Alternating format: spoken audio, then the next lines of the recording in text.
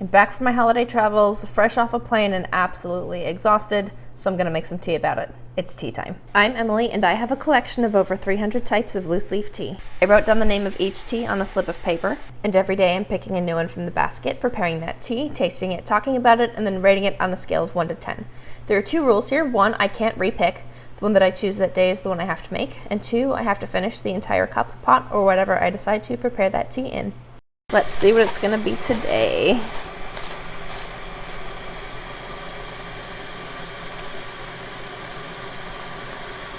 Genmai Matcha.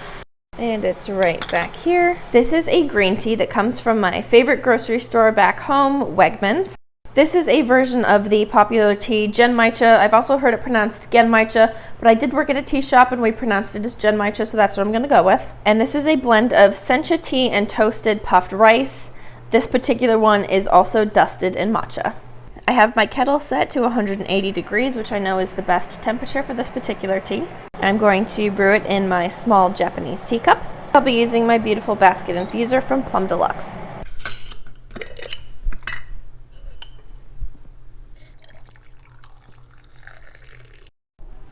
This tea gets a very quick steep of just 1 minute. And here's the infusion. As you can see, it is definitely green. It's a little bit cloudy, very typical for this particular tea. The aroma of this is nutty and bright and grassy, green, vegetal. I absolutely adore this tea. I'm so excited that I picked it today. It's very hot right now, so I'm going to give it some time to cool down, but I'll be back soon to taste it.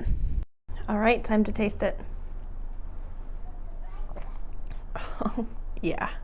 This has been one of my favorite teas for a long time. It is so good. This is a finicky tea. It is very easy to oversteep, which is why I only do it for a minute. If you do that at 180, this tea is absolutely perfect. It is smooth, it's got a nutty quality, it's grassy and vegetal. It has an umami quality about it. This is just a fantastic feel-good tea. It's a great afternoon pick-me-up because it does have a decent amount of caffeine.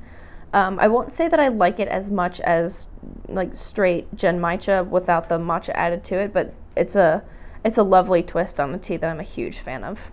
On a scale of 1 to 10, I'm going to give this an 8.5. If you don't live near Wegmans, you can also buy a very similar tea from Adagio. Thanks so much for joining me for tea time. Remember to follow me for any and all tea-related content, and I'll see you again tomorrow.